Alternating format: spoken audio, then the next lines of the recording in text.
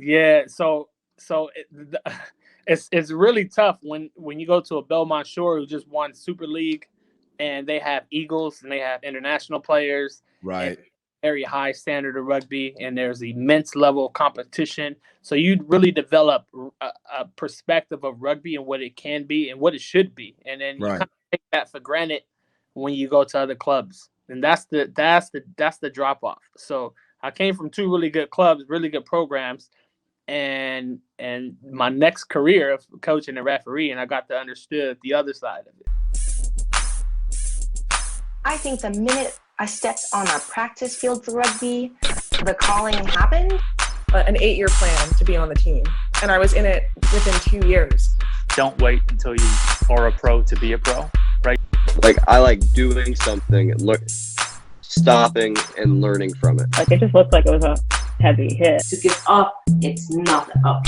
You know, that's the first time I played like professionally. I'm making rugby money. How can I make money outside of it? And there was two Scottish guys, and they said, "Oh, you're here for the movie." Rugby is a sport where that's often coupled with actually having a good time. He looked at me and he says, "You guys are awesome." Grow rugby, grow rugby, grow rugby, grow rugby, grow rugby. Yo, what's up, everybody? Welcome to another great episode of Grow Rugby. My name is Gift Time Belu, and this is a show where we speak to people about the opportunity that they have found, created, or taken advantage of via rugby. Now, I'm not even going to hold back from you guys. We got an amazing guest. One of my guys, he's a ref. He's been doing this for years. Big time player coming out of the West Coast, president of the West Coast Rugby Referees Union. My guy, Marquise Goodwin. You guys might have seen him on USMLR games now. You've seen him in championship games. And as he continues to rise and take over within this reffing game, he's coming in with a different mindset and dynamic. And you guys, it's a great conversation. This was an amazing conversation altogether. So I hope you guys enjoy this. Guys, man, I hope you had a great weekend. Gotta love, again, we had rugby. Look, every week that we have rugby, especially after the 552 years of time that we took during 2020, is always another time to be grateful for. So if you guys hear me say it every week, just know I am happy for it every single week, and it allows us to keep continuing. And even to think about continuing, man, we are 2 weeks away from the HBCU Rugby Classic and Music Festival happening right here in Baton Rouge. Check out the shirt. You guys can grab some of the merch over at rugbyoutletmall.com. You use coupon code GROWRUGBY for 20% off of all Gift Time Rugby and HBCU Rugby Classic merch. So, guys, definitely check it out. But I hope you guys have been having a great weekend. I hope you guys have been able to have peace and you're starting the week well, and hopefully this adds another little bit of levity to you. Not too much to be able to say. Hey, look, I hope you guys are looking at the videos or trying to drop some new content on a regular basis. And if you guys can, and as far as content, I gotta appreciate you guys for being and listening to the podcast. Saw another big increase. We're at 2,000 downloads overall so far, and that's because of you guys. Keep it going. Let's keep it making it happen. We keep bringing in great guests so that you will have more to be able to enjoy, and that's all I really want to be able to get from you. I want you guys to have value and feel value and get information from all this. If you guys could, though, not too big a deal. If you guys are listening on Apple Podcasts or you're listening on Spotify, if you guys could go down to where that review area is and hit those 5 stars or 4 stars. I'm gonna give you the benefit of the doubt. 4 stars or 5 stars preferably, and leave a review. It's gonna help us. It helps us get ranked a little bit more. It helps us be able to push the boundaries a little bit more, and I get to have a chance to show you guys what the real spread of what these rugby stories are up and around the area. I personally love every little bit of it. And of course, please, as you guys have been, continue to subscribe onto our YouTube channel, youtube.com/Gift-Time Rugby Network. Hit that subscribe button, hit that notification button, and let the videos rain down on you, rain down on me. But yo, I hope you guys are good, man. I'm happy for it. So I'm not gonna hold you guys off too much longer. I just let you guys know we're having a great week, and this is gonna help do it. So please enjoy the referee greats, the man from out west, vice president of the West Coast Referees Union, USMLR Mr. Everything, Marquise Goodwin. Grow rugby, grow rugby, grow rugby, grow rugby, grow rugby, grow rugby, grow rugby, grow rugby. Yo, what's up, everybody? Welcome to another great episode of Grow Rugby. My name is Gift Time Bailu, and we got, hey, he already knows the deal already, but we got the V, the I, the P, the ref of refs, the VP for Southern California Referee Society, Mr. Everything for USA, MLR, rugby, like literally doing like 50 million jobs. I don't even have a title for it. It's just, we're going to go Mr. Everything. Marquise Goodwin, man. Marquise, bro. Thanks for coming through on the show. Man, that's a great introduction. I had to have that on my cell phone. I might have to record that and then put that one on my ringer to give me that little motivational jump every morning. Okay. This is what we want to do. All right. Look, nobody wants an angry ref going onto the field. So if I got to do something to help these players, so don't worry. If you ever see me, you already know that's not going to be the case. But, absolutely. It's great, man. Really appreciate it. Thank you for having me. I've been a long time fan.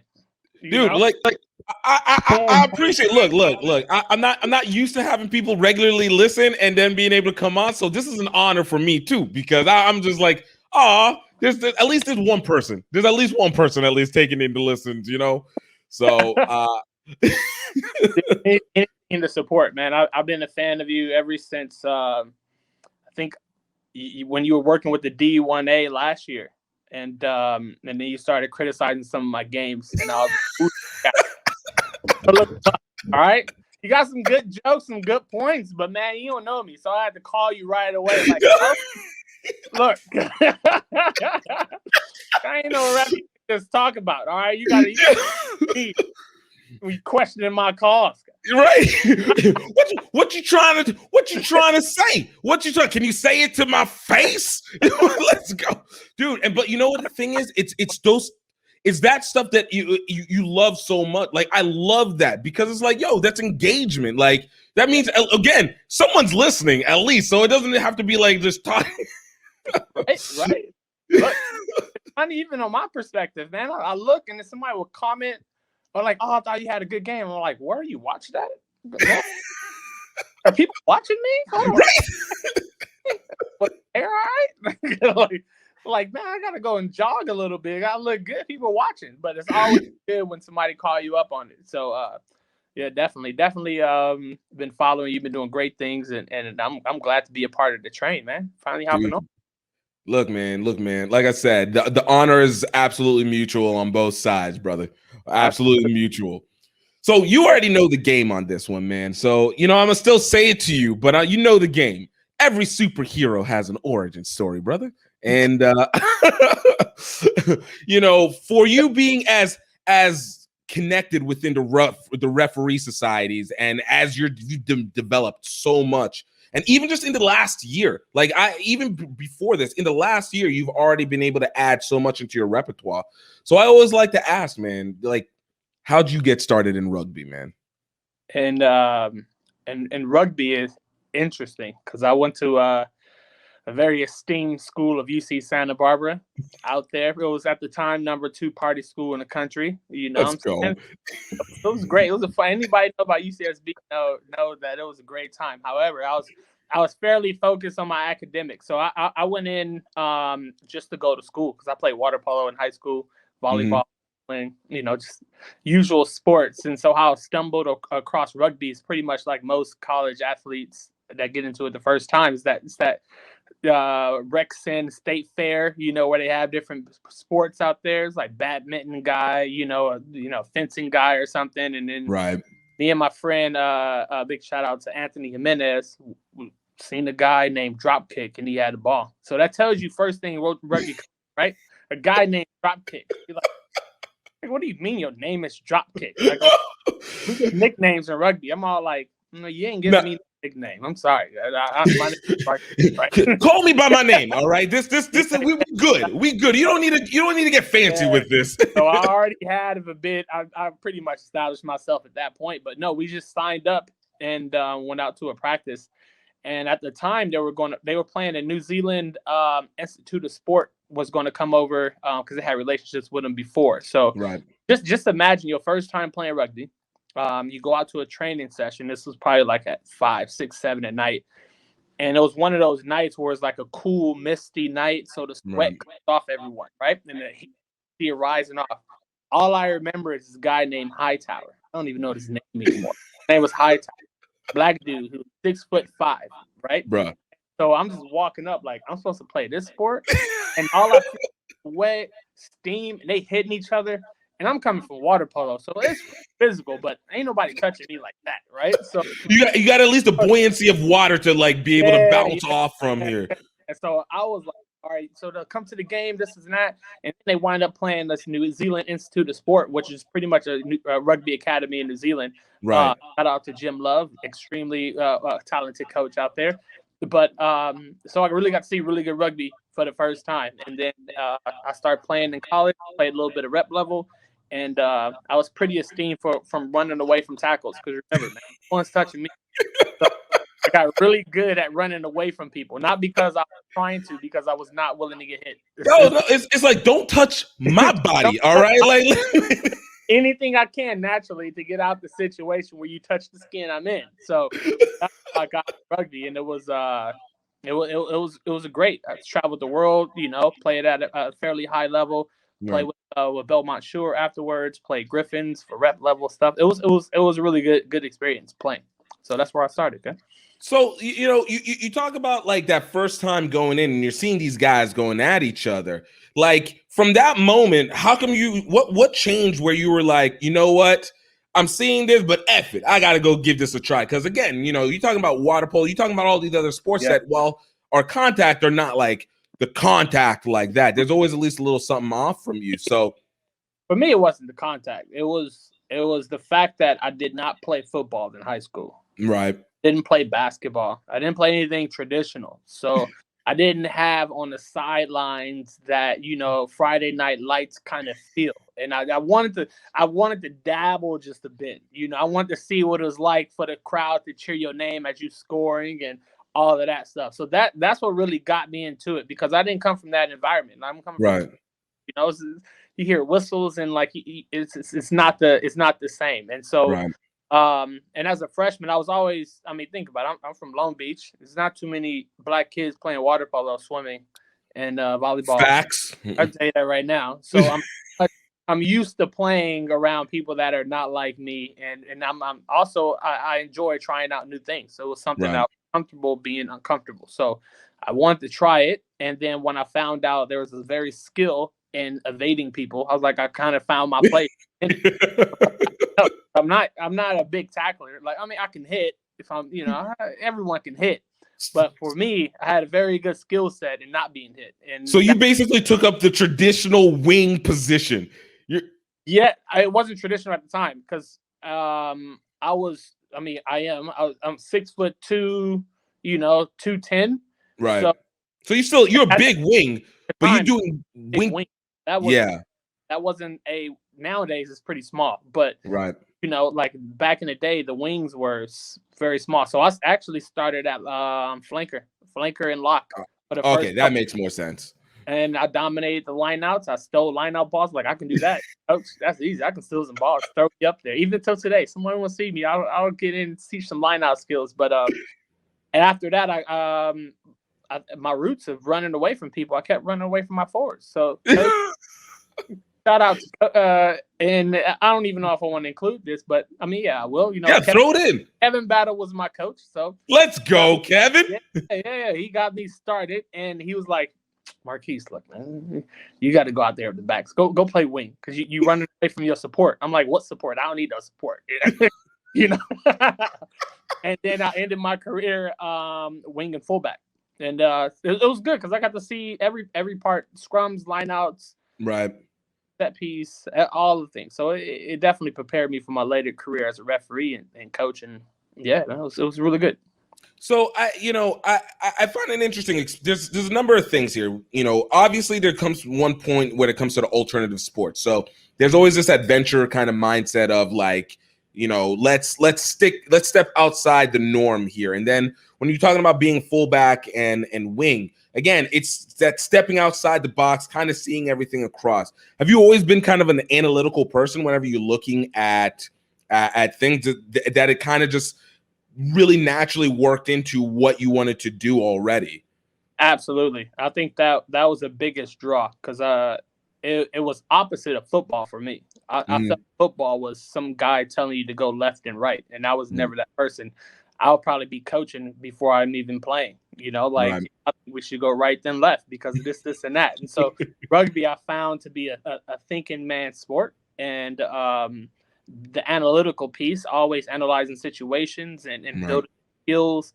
I found that it was an abundant place where you can play a game and actually, be very novice at each position. So you can learn how to be a prop, but then you got to learn how to be a flanker. Then you have to learn how to be a 10. Then you have to learn how to kick. There's so many things you have to learn, even if you are an expert within the game. So I found when I moved from flanker to lock to wing to fullback, there was a set of skills I was always learning. So that kept me engaged at a high level, especially mentally within the game as well. So, and with every position, I had to learn a new skill set. So you had to put more time on the field. And yeah, even at the time, I'm pretty sure coaches will tell you I wasn't the easiest to work with. I thought I was the best, right? Which everyone should. You need to have that confidence. Yeah, you got to have that confidence. You need it. But in retrospect, I didn't know anything I was doing. I had no idea what I was doing. But that's what you want in an athlete, a novice athlete. You want them to be eager, you want them to learn, and you want them to try. And so you want them to fall in love with the game. So that's what happened. No, I can feel that. I know for me, even whenever playing and when I started playing, because I played flanker, and then thank God they just let me stay at flanker, because I was just like, look, if I go anywhere else, I can't go inside the scrum. In my good mind, I cannot put my head behind these thighs and feel comfortable after a little bit. Give me my freedom. That will always be my thing. Either put me in the most free area or let me be flanker and I can at least get between. But, my coach at least recognized the fact that at minimum, let's get wild. Let's go tackle some people and he'll be able to knock it out. And we can at least cultivate that. And then everybody gets mad if I don't pass the ball, if I have it or anything like that. But I'm a flanker, so I can still get away with it. But if you don't have the right person to at least set you in that pathway, it makes it a lot more difficult. So at least you had a good guy like Kevin who let you be you, even if it could be difficult. No, he had to learn a lot about coaching with me. I tell you that. I was not the easiest. So I don't know if he's been on here, but he will have some stories. So yeah, at in that point of looking back on it now, in college, you are an adult, right? But you don't have the perspective of the past to rely on. You can only just think about the future and think about ahead. So now you have at the age where I can look back, you kind of realize like, yeah, you didn't know anything. You probably eating a lot better, right? You know what I'm saying? Like hot Cheetos and everything was not good habits, right? Study habits, decision making, all of those things that you think that you got it, you can handle it. It's not, and you're like, man, you just listen to your elders. Okay. look, right? It's a need to be able to communicate that out, because I think even we know this. It's one of the reasons why I give a lot of credit. I give a lot of empathy to people who are in their teens and early 20s, because it's like, look, I know what you're feeling right now. Like I genuinely know. I know this rebellion that you have inside you. Believe me, you don't know anything, but don't worry. I will explain to you why you don't know anything. Absolutely. But and that always ends up being the key, is like, yo, let me explain to you, because otherwise you're just being told no, yes, and of course you're gonna rebel even harder against that. Yeah, because in my analytical brain, you can't tell me no, and yeah, I need to understand why. And, Exactly. and I mean, to segue into coaching and refereeing, that's been a really good journey because you always trying to understand why, and it's always changing at every single level. So before we get into that, because I still want to kind of get a little bit as you're growing to this point. So like you're at UC Barbara, and you played all 4 years at UC Barbara, right? UC Santa Barbara. UC Santa. I'm sorry. That statement. It's all good. You can say ESB, UCSB, Santa Barbara. Don't say UC Barbara, man. You should work. Look, this is the other LA. All right. Look. We have our LA. This is the other LA. All right. Let me make. True. That's true. No. But for UC Santa Barbara, you were there for the 4 years, 4.5 or so, right? So in that time, obviously California has a really eclectic rugby play. You guys have a lot of competition from the levels. As you kind of grew within this sport here, like what was it that your perspective was in the game? Because from the outside in, we will go, man, California's got one of the best rugby. You have a very South Pacific a culture that's out there, so there's already preeminent thought of top level rugby. From you, even within the cocky bravado, like did it feel like it would live up to that concept, or do you think it's like, well, it's good, but it didn't seem anything out of the ordinary than I would have expected? Hey guys, I just want to take a quick moment to talk to you about the Rugby Outlet Mall. Now, I know you guys have heard me talk about this many times in the show before, typically in the intro, but I wanted to really make sure to get your focus on it because the Rugby Outlet Mall is not just the commerce hub for Gift Time Rugby, but it is an area where we want to be able to create the movement and the symbolic elements that add to the movement. The Rugby Outlet Mall is here so that we can have something that not just to have for the field, but more importantly to be able to have as a regular lifestyle. Because as you know, rugby is not just a sport. It's a whole way of life. It is a movement. And we have everything moving from cultural to your pop culture items like our Rugby Zon shirts and sweaters, as well as representing for the culture as we continue to develop the HBCU Rugby Classic. And we want to continue to support these things because it only grows the sport overall. We are continually growing to be able to make sure that we're connecting with you on a personal level as well as a rugby level. And for you guys that are listening to the podcast and listening to this show, want to let you know that you are going to get 20% off all gear that is under the category of Gift Time Rugby Network and the HBCU Rugby Classic. That is basically the entire store. And all you need to use is promo code GROWRUGBY, GREAUX Rugby. And with that, you guys will get 20% off any clothing that is in the store as of right now. And of course, we're always building up more and more each time, but we want to make sure that you are able to symbolize your rugby faithfulness to the rest of the world and let them know that there is an opportunity to be able to develop, to grow, and to get better each and every time in this sport. So guys, I hope you guys check it out. Definitely go, and you guys can go to www.rugbyoutletmall.com. That is rugbyoutletmall.com. Guys, you're not going to want to miss one bit of this. Now let's get back to it. And I'm gonna ask you to clarify that one. So are you saying the level of rugby or the popularity of rugby? The level of rugby. The level of rugby. So yeah, I was very fortunate in my rugby career to start off and finish at two probably the best clubs in the nation. UC Barbara. I mean, when we played, we made it to the Elite Eight, and this was before D1A and D1AA and blah, blah, like the whole list. It was just Division I. So that was back in the day where everyone played everyone from Southern California. You only played once, and that was it because there were so many teams in Division I. And we made it to Elite Eight a couple years in a row. So we were a top division program.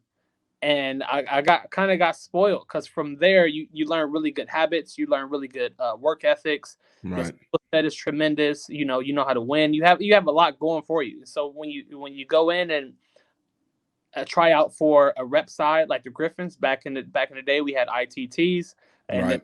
great. It was like, this is how you become All-American. You basically join the Griffins or join your rep side, play in the tournament, and if they like you, you're an All-American. It was very clear cut, and also Nice. clarity of the process back in the day. I was like, man, if I want to take my rugby career to the next level, Just, it's simple. It's not combines. It's not this. It's not I need Right. that. Like it's just very simple. You perform, you get rewarded. And so I had a really good relationship, or I respected that relationship rugby had. So from college, I went to Belmont Shore, and now another high level, and you're just continuing that progress there. yeah, so it's really tough when you go to a Belmont Shore who just won Super League, and they have Eagles and they have international players, Right.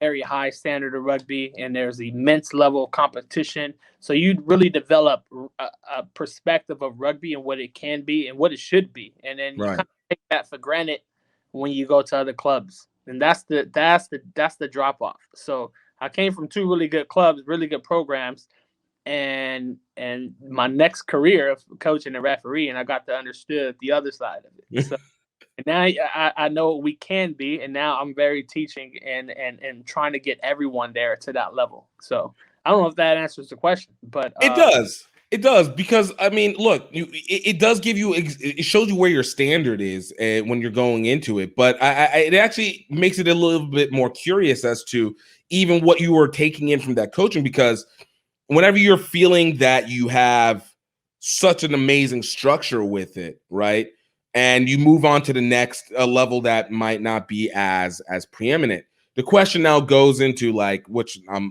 ask you, did you feel like you were developing from the coaching, or did you feel like the environment just made it easier for you to do your job? So, like, yeah. So for me, as a player, you don't know how good coaching you're getting. You don't know, even as a son and a daughter, how great your parents are. Right. Up until you can compare your parents with someone else. You're like, holy shit, man. My mom took care of 5 kids when she was single. She is not bad at all. I mean, growing up, I'm thinking she's all right, you know. But when you in comparison, she's great. And so same thing with your coaches. So the coaches, and a lot of players think this, like you always can do a performance review of your coach. Like, you know, he can do better, she can do that better. Yeah. Up until you realize that, you know, there's some programs that aren't fortunate enough to have a head coach, a director of rugby, an assistant coach, a physio, a team doctor, Pilates person. And then you realize, you go to another club and you say, oh, it's just that one guy who showed this is it. Wait, is this? How are you guys even surviving? Some line outs, you're like, is this a program? Like, yeah, this is rugby. So in that regard, I would say, I believe it's the environment, and an environment comes from the administration and coaches and what they set up for their players for success. So if you're used to going to a training and it starts on time, and used to going to a training and 60 players are there and everyone's vying for top 15 spot, and you notice that they're running and doing, you know, ball work, kicking, passing an hour before trainings even starts, it starts to seep into your mind what the expectation is to get to that. So the environment that was set up at those clubs, college and senior club, it's an environment of excellence, and more importantly, I think, competition. So when you know someone's vying for your spot, you're going to put in that work, right? You got to show up earlier. You got to run a little bit harder. You got to put a little bit more work in. You got to not fuss a little bit more. You got to be more skilled. You have to be, the competition level creates the athlete and the person that all clubs want. So true story. If you're thinking about changing or you want to compete at the highest level, it's all about the environment that you provide for whatever program, refereeing, coaches, players. It's all the same. It's all about the environment for me. Word to that. Can you hang tight 1 second? My cats are stuck inside my room real quick. Can you hang tight one real quick second? Hold on, I'm sorry. I got stopped by the cats, man. Now I'm gonna talk to myself. It's all right. I'm just do the commercial shoot in between. Oh shoot! It's like, and we're back. Yo, welcome, man. That was so good. So I love the fact of when you're talking about in the environment, but this is one thing that I've always found very interesting when it comes to rugby, because of the fact that we have to always work to this adjust. We have to adjust to our environment so much more. So as you went into coaching and you got done with Belmont Shore, and I'm going to kind of lead this up better. How long did you end up playing for Belmont Shore before you started coaching? It wasn't too long. I'll tell you that right now, man. This was, I'll tell you the reason. Shout out to USA Rugby. I quit because I tweaked my knee in one game against Ombak, and I was probably there maybe a year and a half, 2, something like that. Yeah. Years, I want to say. And there was no CIPP back in the day. So it was this was before insurance. So wait. So what year was this? Let's put some time period. Let's stamp it. Show your age. Not the grades, man. I'm trying to stay young and youthful. I got everybody all like, yeah, Marquise, he old, man. Like 50. Let me do the calculations on that. No. I'll tell you. This was like 2008. I want to say like 2008, and that was I think CIPP must have came out maybe like 09, 2010, something like that. It was coming out when I was leaving, because at the time I was trying to become a teacher. I was in grad school, and then my daughter was born. Mm-hmm. I was like, I want to be able to run when I'm 40. Right. The small things, you know. Think like, how am I going to pay for ACL surgery, man?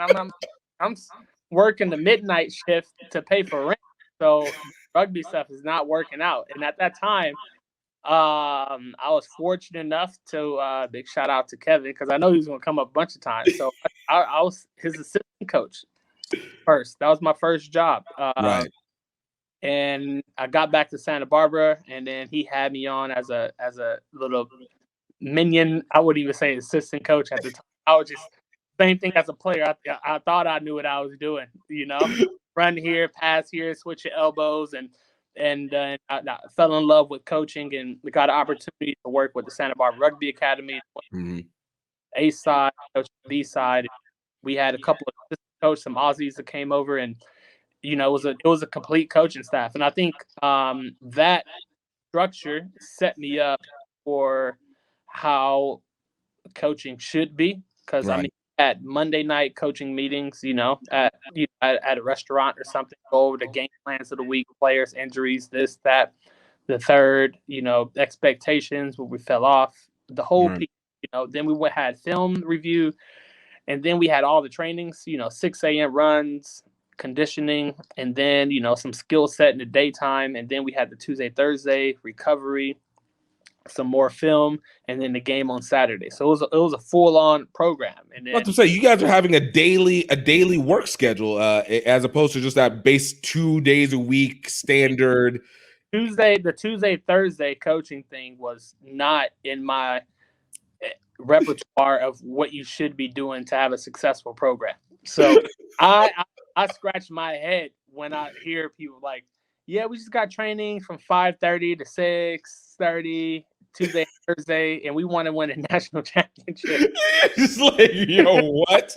I'm like, and that's cool. Yeah, I agree with you. However, there are teams out there that's doing this, that, and the third, and that's competition. So I was able to see earlier what it takes to perform at that level, and I think that's what I took in with the other jobs that I was doing, because at the time I was a novice coach that didn't have any coaching skills. So how to compete with this Australian guy with the accent, you know?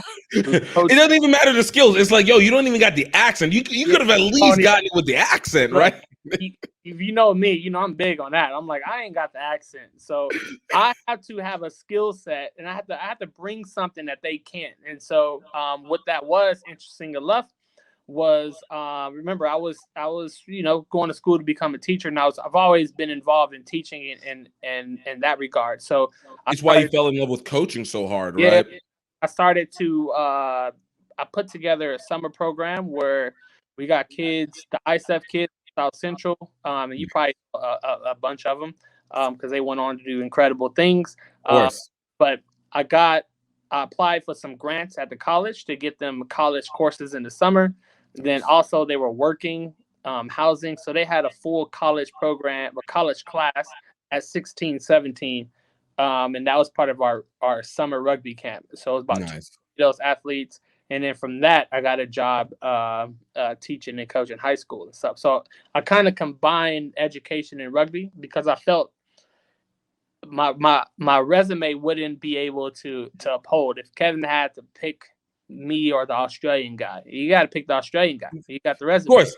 He's got the forget the resume. And once again, he's got the accent. That is the resume right there. No, so he's got the real resume, but I can feel competition piece was like, cool, I'm gonna just get you on the academic stuff. I'm gonna make sure the athletes stay in the university. I'm gonna make sure that the tutoring is all good. I'm gonna make sure I build a pipeline for athletes to come to Santa Barbara through the summer program. I have to offer everything outside that's going to build this program. And that's when I kind of saw the connection, especially with a lot of coaches, American born and bred coaches. Like, we have to compete internationally. So you have to have something different to your resume. And me, we talk about the roles that I do now, and that's just an extension of it, right? So it's like, this guy may be better than me, but I would give you 110, 15,000%. And I'll give you things that you probably didn't think you needed. Here. See? But that's legit. Video work, you need this. I can do it. I got you. Yeah, I got you. I can film it. I can record it. I can coach it. I can referee it. I can set up the whole tournament. I can do it all. So whatever gets you in the door and keep that passion growing. Okay? So it's interesting because you're doing things that from even a base level, we're talking about from like a business level of the sport that most, if not, I would say probably solid 99.9%, 99.5% of teams in the States or even around globally have not been able to do. You're talking about finding grants to be able to bring students in and creating the pipelines and stuff like that, which establishes an actual systemic structure as opposed to just what happens in the play. So in doing that stuff, you're creating this imprint for yourself. Like, are you seeing this as doing it differently just because it's the resume, or are you seeing it like, are there other clubs doing it, or why aren't other clubs doing it? Like, why would you think on this level, and then how you end up using it for the future? I think then I'll use a player as the analogy. If I'm competing against Joe Tafete, who's a hooker right now, I have to do more and bring more than Joe. And he does everything pretty damn well. Mm-hmm. Right? He's good. He's really good. He's fucking professional. So what could I do and I can to I earn that jersey, until I earn that spot?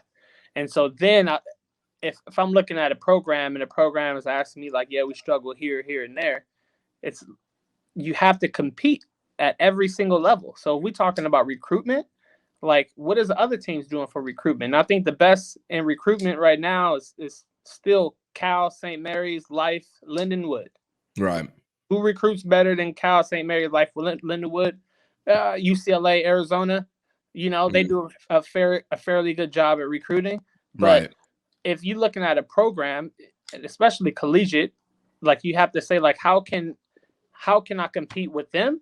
Oh, easy. You have to do everything that they do, but better. So look at what they do very well, and put the icings on the cake. And it's going to be, I think, a program that I really like now. I think it's Iowa Central, like City College, right? They City community college.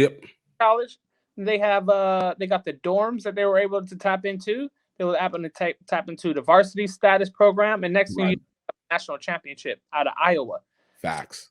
It's not rocket science. Like, it's pretty much there. We can use baseball, football, basketball as a reference point to how do you become successful, and you just kind of emulate that. And If it's coaching or is it refereeing, it's the same thing. It's the competition piece. Or if it's podcasting or whatever, you know, whoever has the number one podcast, they got 10 episodes. Gift, you know, you got to do 20. You know? Right. You know, we gotta amp it up. You got to amp it up. You know, they got this. You got to have that. Like you have to compete and under promise, over deliver. And so, to me, it's programs have to see what their goals are and what they really want, and then make sure that they're doing everything they can to get there. And there's mad resources. So you ask me, how did I do it? I mean, I grew up in a project, so you know, how did you eat? You got if you're hungry, you're gonna get fed. You make yourself a syrup sandwich. Okay? You get that bologna, and then you fry it on one side, so you get that little mountain. You know what I'm saying? You eat the side of it to make it a little bit more salty on the edge. You put that egg on top, and then you eat. Man, like I remember in high school, I learned how to. If you don't know anything about me, I learned how to bake pretty damn well in high school. Nice. I had $1. Sometimes I had $1.50, and that got me at the 99-cent store a box of cake and icing. I was like, damn, I can bake a whole cake. That's a whole cake. No, that's true story. Hold on a hot second, man. I'm paying $1 for a Little Debbie snack cake. I got the whole thing. So you got to look at what you got, and you got to make the best decisions from it. I don't know how we got into cake baking, but I just take the same approach in everything that I do. You know, it's cool. I got $5 to work with. How can I? How we make it stretch? How to make it stretch? Yeah.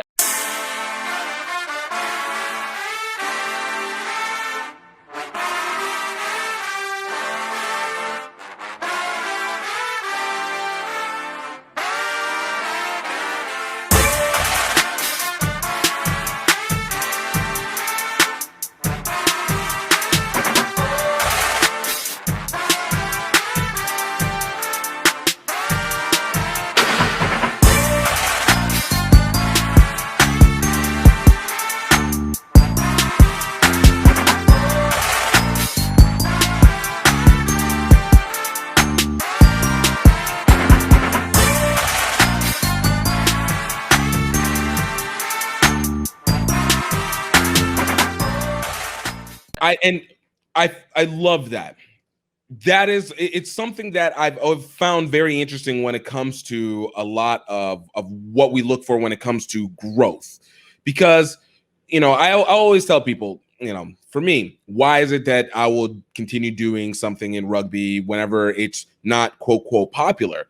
And I'm like, well, okay, what is it that we need for popularity? Well, you need people. Well, we got at least 100,000 people who are playing or a part of it. So if you tell me, hey, we got 100,000 people, if someone says that you have 100,000 followers, they've never heard anyone be like, you know what, man, I don't think you have any followers. Like, you don't got anything. Like, you can't start anything.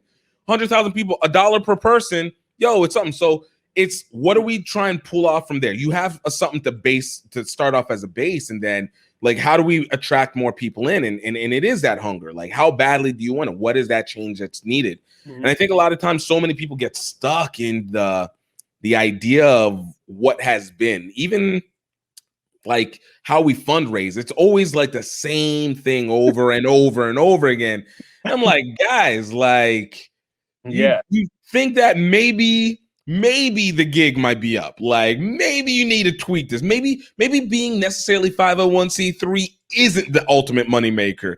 Or maybe it's changing the way that you are fundraising and being like, yo, maybe you actually set up a side where you bring spectators. I don't know. It differs, but like from you, even as having been a coach with teams that have struggled clearly, as you implied, like that mindset for you, like how much did that become prevalent versus what you know on like trying to make it happen? I would say I definitely try not to read the comments. You know, some people read the comments. Some people put a YouTube video out and they scroll through the comments and they take all that information and they get depressed or they get happy or they feel exactly how they want to feel because they, you know, you read the comment that you want to read. Justify your feeling. You're looking for justification. Absolutely. And I think with me, I don't necessarily need the justification. I'm reading a comment, the one that's going to make me better or give me access to some knowledge or information that's going to help me achieve my goal. That's the comments that I'm trying to read. Those are the relationships that I'm trying to build. Those are the people that I deal with. Those are the expectations that I live by, the structures that I put myself in place, or the structures that I try to create within any organization that I work with. Right. And it's exactly the same. So in rugby, there's a good opportunity to put your name on the cement as it's drying. Right. We built something in the U.S. and the paint still. I mean, the cement is still drying. I can't even speak. Dry. The cement is drying. Right. It's too much red. It's too much red card paperwork that you've been doing. You know, it's just. I don't get me started on that one. But but everyone here can either criticize what we created, right, or you can shape it, or you can be proud of what you're doing.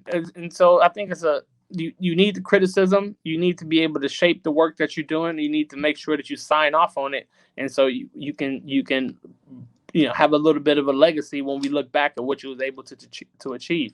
Because if I look back at my career, I spent so much time away from family and friends on the weekends, and I have to be proud of what I've done.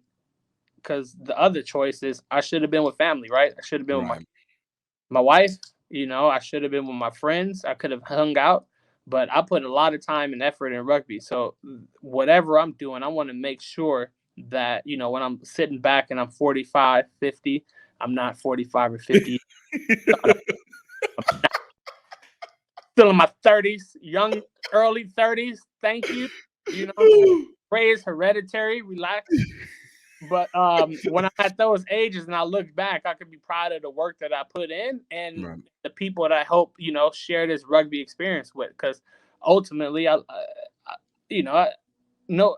hate bringing up the fact that, I'm from the projects and this, but at the same time, I didn't have access to the things that rugby provided. And if I did as a kid and I knew it was an option, I lived off of the TV. I thought that was the world, So, and then rugby actually brought the world to me. And now I want that same experience for those people who haven't been introduced. And then when they get here, I want to make sure they have a top product and a really good club to go to and having a really good time with it, because it can go left field real quick. As you know, you can be involved in the wrong club, wrong situation, and have an adversarial position in association with rugby, or it could be very beautiful. It could be something that you could dedicate your life to. So when I'm doing something or I'm working with a certain team or organization, that's what I want to bring to it. And that's what I want the people to enjoy, so we can sit back and relax in 45 or 50 in the grandstands and talking about the good old days.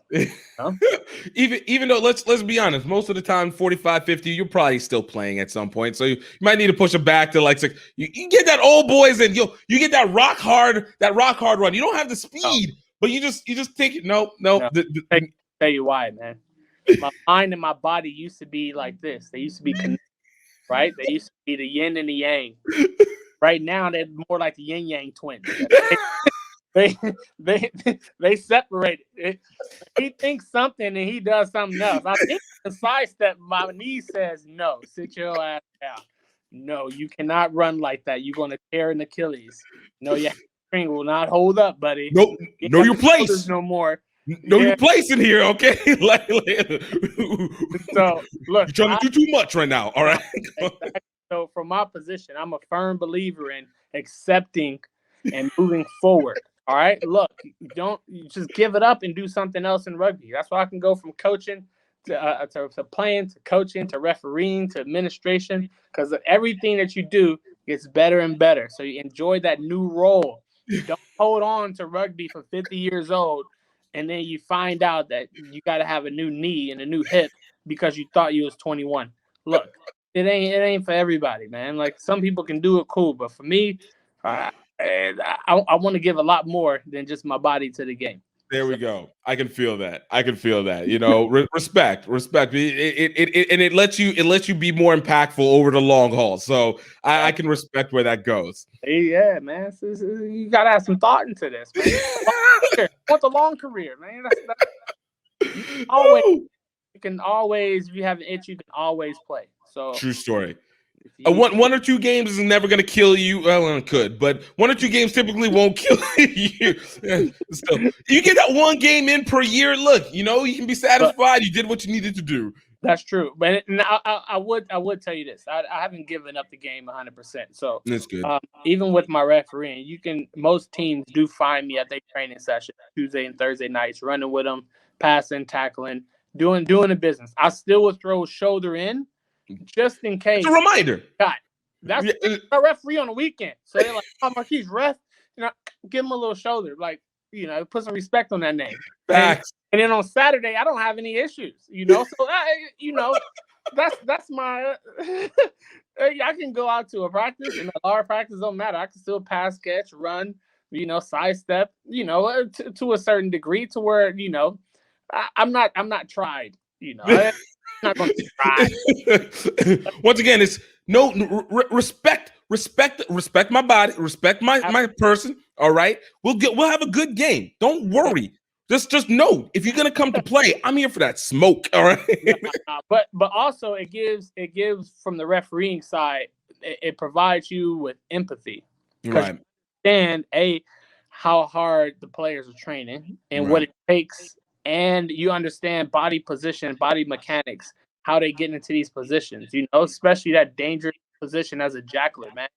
As a referee, I got a lot of empathy for people poaching the ball because that's a vulnerable place in the game. You get hit, very true. and it hurts. So a lot of the reason why I still go to trainings and practice and speak with coaches and players and have good relationships is to understand and empathize with them more. So when I'm making decisions I'm making on the pitch, like I can really get in the mind of the players and how and why they're doing what they're doing, and then coach out of it if I need to, right?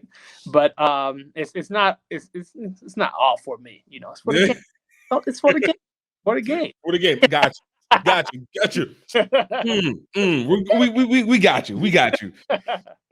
No, you know, it's interesting. So. From going to coaching to reffing, all right. Obviously, there's a teaching element for you, but why make the switch? You know, obviously, reffing you with coaching, you have a direct relationship with the people, the athletes themselves. With reffing, you have a relationship, but it might not be the most direct, and it's definitely very momentary for that. So, for you, what led you to want to be in the reffing community so hard? And I'm gonna challenge you right there, Giff. Because you just got through saying, you know, people in the past and, you know, why they think in the old way? Look, that relationship with referee and player coaches is old way of thinking. It used to be like that. It used to be just the guy rock up and say, here's the whistle, let's go. And there's really no relationship there. So where I got started in the reffing was shout out to Kevin. Sorry, Kevin. I'm telling you. Kevin doing it. Look. Kevin the Godfather. All right, let's this is how clever he was. Remember, I was assistant coach, so I had to part of our meetings is, you know, finding players. Like, we need a lock, we need a wing, we need a prop, blah blah blah. Right. So he had the clever idea of like, well, Marquise, man, if we get you certified to referee, you can go referee some high school games on Friday nights and then coach them, and talk to them, and then get them to come to UCSB and introduce and see who's good. Yeah, that makes perfect sense. Cube scouting. Come on now. Basically, I'm as close as you can be as a scout, right? Like you know them, and I was like, that's great. Yeah, absolutely. And then so that worked all of a couple months, and then they were like, hey, you actually are a really good ref. You could be a national. I'm all like, I could be a national. What? And then I started refereeing more, and then I got hooked in refereeing. So, but what is it that catches? Because like you said, it's the old way is just, you know, the guy come out with a whistle, you run around, and when you say the old way, I'm talking about we still having that now. So your old way is not that at all. But like, what is it about it that caught you? Because it's one thing that people. I feel is one of the biggest misconcepted position. Like, nobody feels like being the ref is really the same as playing, or and maybe not even supposed to be, but it doesn't have the same vibe. But you're on the field, you're there with it, but yet people seem so resistant. So for you, what was the catch that took you over the top where you're like, all right, man, this is actually a lot more about it than I gave it credit for? True. I'll start off with this. There's some kids, I think more kids than not these days, 11 years old will come up and say, Daddy, I want sushi for my birthday. You like, how old are you? Right. Sushi? Wait, what you turn to a 30-year-old right now? Like, on sushi, man. That's something for old people, right? It's the same thing with refereeing. So my relationship with refereeing, and I caught it earlier, but I should have caught it earlier. I should have caught it, you can't because you're just now playing. Right. But that relationship with the refereeing is something that you appreciate over time. Right. Like you growing to love sushi. You don't really love it as a kid. Right. You like chicken nuggets. You like pizza. You like the simple stuff. As a player, you like playing. You like running. You like, going to the social. Yeah, but the relationship with refereeing, you have one a little bit closer with rugby. So you start to understand rugby. So you appreciate it a lot more. And so that's why I started off with the sushi bit, because once I started to referee, it kind of instantly snapped, and I was like, this is the part about rugby that I really love. Super analytical.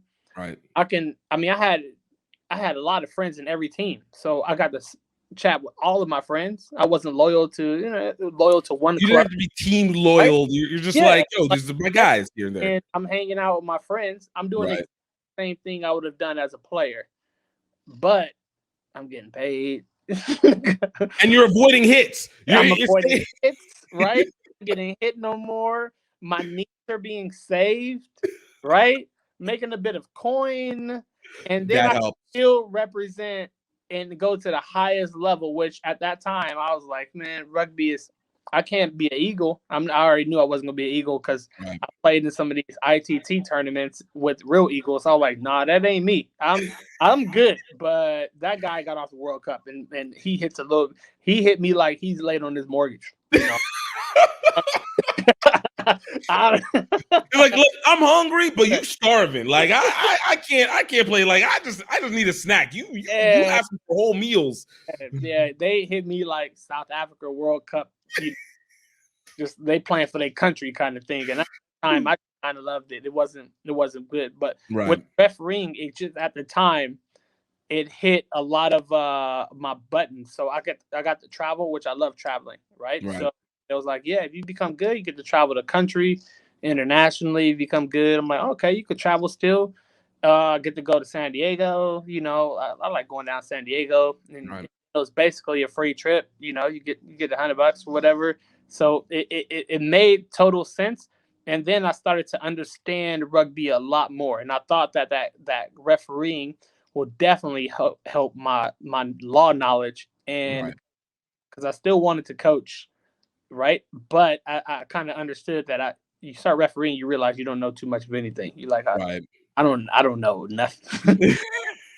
There's law, and then there's law application, and there's so many different things. So I had to like dive deep, and it's the rabbit hole. The deeper you go, the more you realize that, not only do you like sushi, you can taste the difference.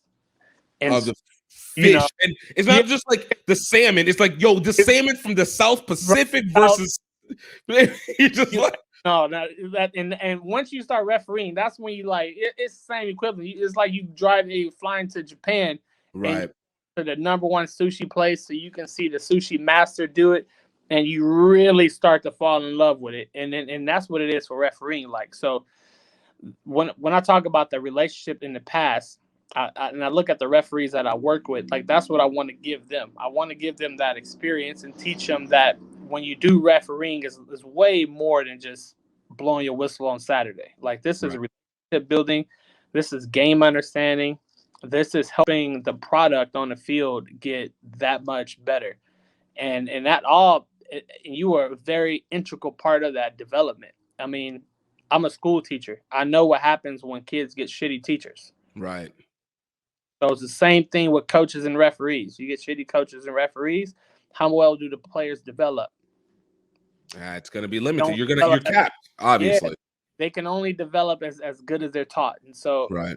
I look at my role and I definitely understood at the time it's not the most popular role. In fact, dude, even from the games in college that I remember, I never remember my referee ever. Mm. It's not a person. But isn't that almost kind of the point? Like your referee shouldn't be memorable. If they're calling the game right, then that's not the case.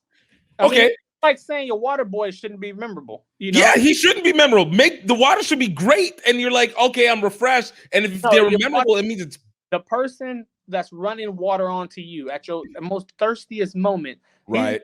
Very insignificant role. True. But should you remember him? Absolutely. You know why? Because it's a relationship that's built. Fair. And him understanding exactly when you parched. He knows that everybody else know when you parch. And he may be the only person that runs off to you and give you your water in that very specific time and need. And without that, who knows? You could have lost the game. True. You know? But refereeing, it's in the past, I do feel that way. I do think that it's not important to the game.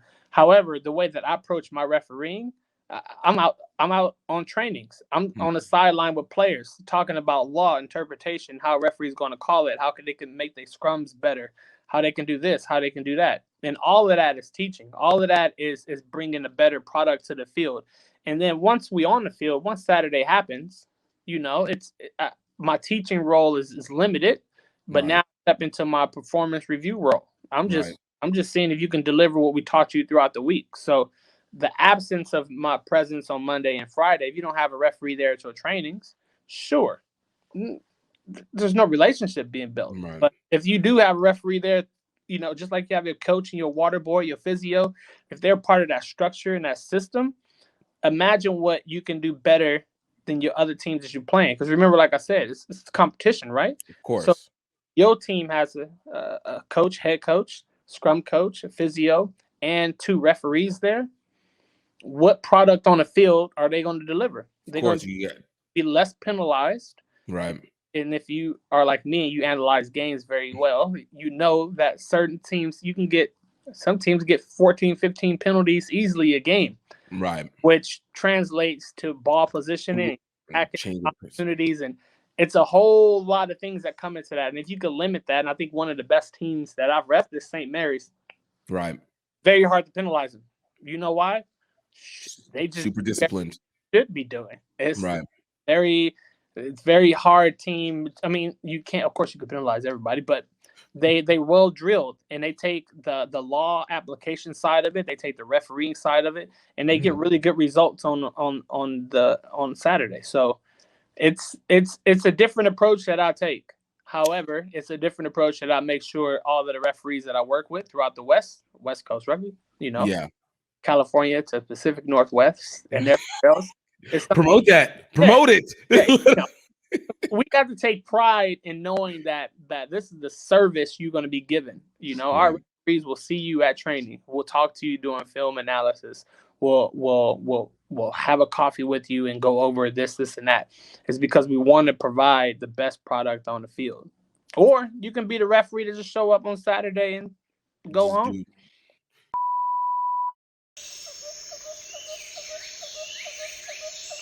Hey everybody, this is just the Bray Train sending out a personal little video diary to all you people out there, where I am going to document me riding most of the way between Singapore and Tokyo for the 2019 Rugby World Cup. Number 1 is because as part of my business I do Rugby Lovers Guide to Asia. Number 2 is I want to bring a lot of exposure to the rugby clubs and the rugby NGOs and charities. Also on a personal level, I just want to break the funk I've kind of felt I've been into for the last 10 years. So for the next 12 months, I poured myself into the Singapore to Tokyo campaign, but it still wasn't enough. I needed help, and it came from Louisiana. We in Singapore, baby! Gift from Gift Time Rugby USA is a extroverted tour de force. Say hi to my people out there. Which makes up for my social shortcomings. This place is unbelievable. No! It's not just it's like What's he supposed to do? morons, a bunch of morons. Guys, picture with me. Picture. Australian. G'day, mate. You can use my phone. But what unites us is a hunger for adventure. Off to KL, Kuala Lumpur. Gift, where are we? We're in Morning, Vietnam! Mount Fuji, baby! Our love of Asian rugby culture. 1, 2, 3, center!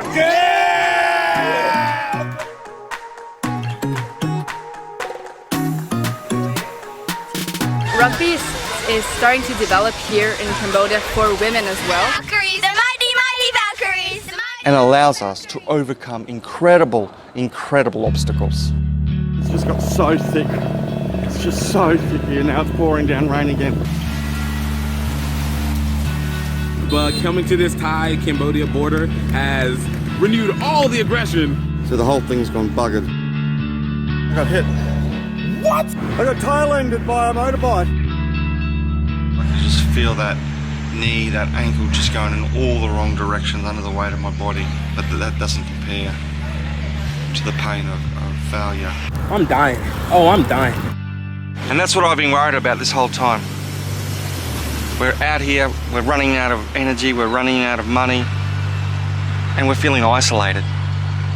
And yet at that critical moment, friends, family, sometimes complete strangers come on board. Before you know it, we're back in the game. Tokyo, here we come! Making a comeback. 4 weeks, 2,300 miles, 5 countries. After all the trials and tribulations, this ride had become deeply personal. All that mattered now was getting to that Rugby World Cup game in Tokyo. Yeah, buddy. All right. Be easy.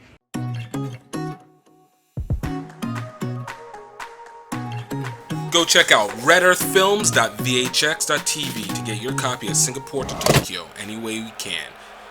That's redearthfilms.vhx.tv.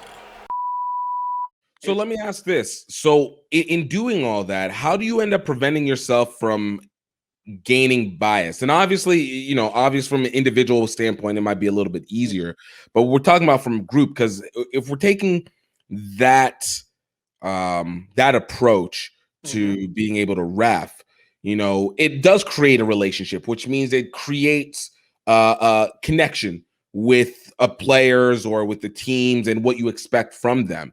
So when it comes to being on the field, how do you prevent yourself from predicting what the team is going to do versus just calling it as is, despite what your knowledge and teaching and connection has been with them? So I think first we got to replace the word prediction with anticipation. Fair enough. All right. So I ain't predicting. But I can. You didn't see it in advance. You didn't see it in the vision and then said I see the options, right? Let's say, I see that you are inside your 22, and then you got. And so I can anticipate that you're going to do a couple moves. You're going to have an escape strategy, or I'm looking at the defense, knowing they don't have a fullback, the other guy's down. And so I'm looking at the options you may take, and I'm putting myself in position to best adjudicate when I'm needed. So that's the difference. And I think as far as like the bias, it's very not as very hard, but as referees, there's a lot of performance review and analysis you do on your games. Everything is scrutinized, every single call, every non-call. So when you're looking at a decision you're about to make, you're also kind of looking at how it's going to look on that review. Right. So let's just call it a blatant one. Like, you missed 3 knock-ons, right? Right. Like you missed 3 knock-ons of the same team, and then it's like, then you can kind of question, but at the level that I work with referees at, our game is the most sacred thing. So we 99, 100% perfect calls. Right. So that's your goal. You're making decisions within 0.5 seconds. Right. Not like, man, I really had a good drink with him over the weekend. They were cool people. Let me let that go through. Let me get him off of this and that. Like, it's very hard to do that at the same time because the decisions you're making. I mean, the guy just got high tackled or something. Right. You're not considering all of those things that you would be if you're sitting in the stands, just having a good old water and saying like, oh, you missed that. But that's what it is. So from a refereeing side, the goal is to be perfect. Right. Everyone say, oh, you can't be perfect. Yeah, you can't. But the goal is to be perfect. The goal. I mean, you can. It's at almost close. You can get to 99%. Yeah. You might not be able to get to full 100%, but you can get.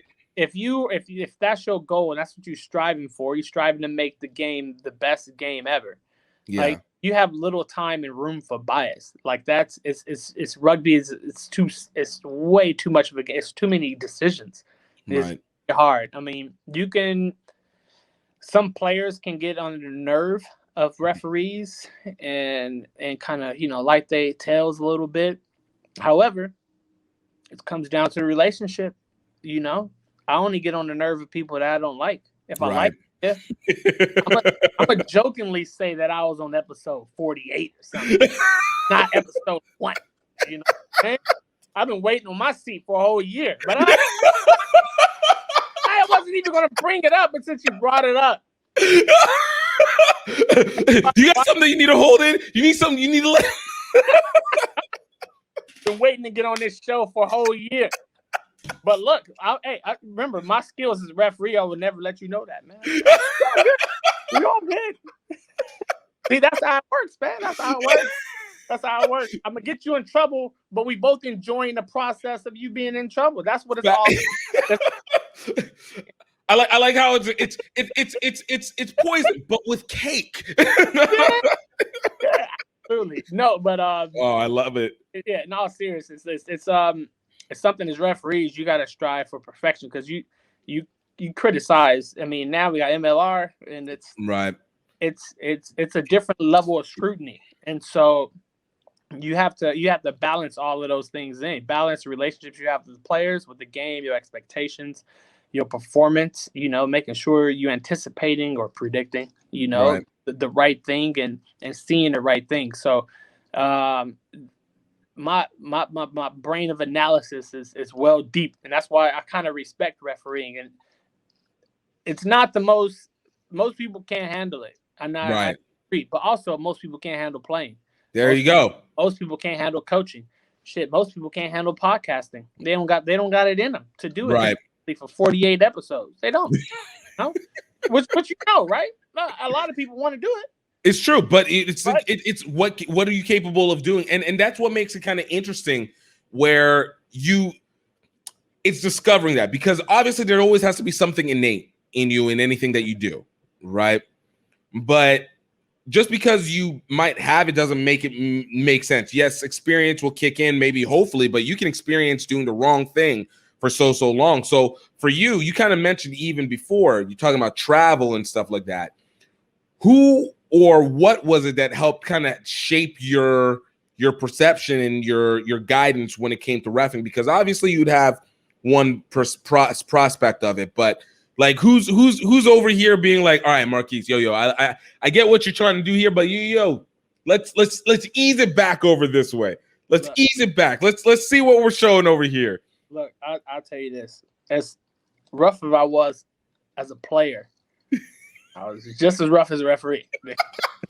This is not. These poor players. What did I do? Oh my God! As a young referee starting off, I mean, and now in my role, I kind of understand it, right? I said, look, man, you're recruiting young people who are athletic and have a good rugby mindset to referee, because these are the kind of guys you want on the sideline and referee. Right? So you got to throw the carrot in front of them, say, national panel, some travel. And so you kind of get them lured in, right? But the issue is this, man. The young people going into it, that's their expectation. They're like, hey, I'm a national panel. They beat their chest out because they give gifts. They get some special treatments, but they haven't put the work in. Right. nor have they put the time in. The work and time to me is different. So the work is actually going out and doing the games, as many games as you can do. Right. And time, because it takes a lot of years to build those relationships. And I think that's something I wasn't stressed in my early refereeing. I thought I was a fairly decent referee. I thought I had it all. I know, right? Yeah, I do a lot of analysis. I ain't bad, right? But what I was not doing and what I was not good at was building relationships. And that can be a systemic issue because, quite frankly, the refereeing world does not look like me. Right. I had a very hard time having a old soiree with the with my referee brethren because I did not vibe with him. It was not a club that it was culturally off. It was already attitude different. And you're coming out of Long Beach. You're coming out even still as that player who is like, yo, I'm hungry. Like about to go get this. What are you about to do right now? Absolutely. And so I had a lot of issues in Southern California, believe it or not. And it's pretty public, but I found solace in Northern California in my stages of refereeing, and it was really guys like Pete Smith, who helped me out, who said, Marquise, like you gotta shut up, you just gotta do it. And I would catch the bus 8 hours to NorCal to complete game, just to do a game. Yeah, not pay me to get up, like just to get the experience of doing a game, because the relationships, I didn't have bad relationships in SoCal, but I didn't have any relationships. And you're not getting assigned the games you should be getting. You're not getting no preferential seating.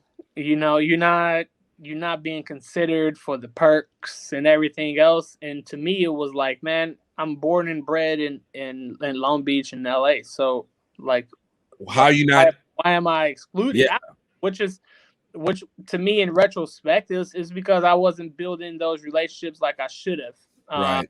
Regardless of whether if I like these people to agree with them, it was something that when you're a part of a referee society or organization, it's all about, it's the same thing as a team. It's your team. You may not like your team, but you got to spend time with them. You have to get to know them, and you got to put that foot forward. And so that was the most difficult thing, and that led me on the path of trying to see, what, maybe I'm not a good referee at all, right? Maybe these people locally, they don't like me, and maybe they're right. But NorCal, they like me, and they promoted me. And then I went to North Harbor in New Zealand, and I did really well there. And then I went to Auckland, and I did really good there. And then I went to London. I went really good there. So I'm like, I don't think it's me. So all that self-awareness, all that possible. No. I'm good. What's wrong with these people over here? Enough data to conclude that I don't necessarily think it's me. I have a part to deal with it, but also have to be a driving force to make sure that everyone else who's within this society and refereeing, in my local territory does not feel this way, and make sure that they have the best productive years of refereeing. And so I just made that decision to kind of take over the organization. Yo, okay. Well, look. If you guys don't want to work with me, I'm gonna just pirate this. Like, let me just take this whole thing. Hey, I mean, look. If we want to call it, these colonistic ways have proven themselves to be very. So I was very fortunate enough to have Nick Ricono, who's a referee that I admired and worked with over the years. Right. And during my troublesome years, he was on a national panel. He was USA's #1 referee, so he didn't really have time to do anything locally either.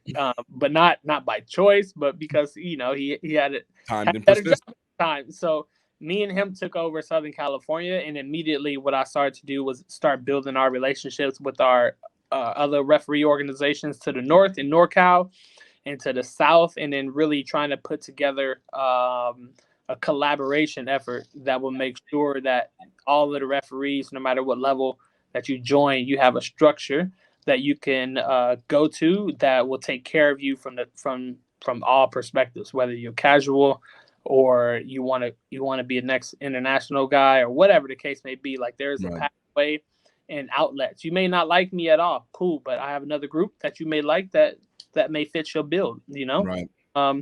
And I think that's very important. Like you have to find a group that's going to advocate for you and treat you well and be in your best interest as far as your goals and what you want out of it. So that's what I've been trying to put together over the past couple of years, and we kind of seen the fruits from it this year. Yeah.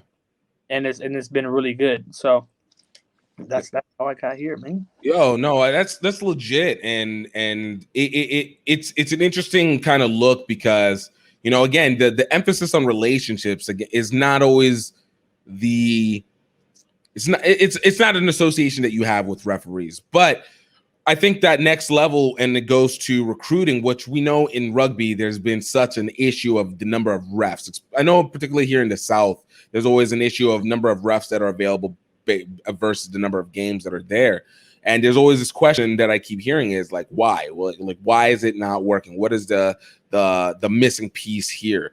For you, you know, as you've developed these relationships, obviously it means that you've also gotten closer to players, obviously closer to programs. Has that been able to work in terms of your ability to recruit new young refs coming through and starting to feel like you're developing maybe more of a system of being able to have this rotation in that we hadn't been able to see before within rugby?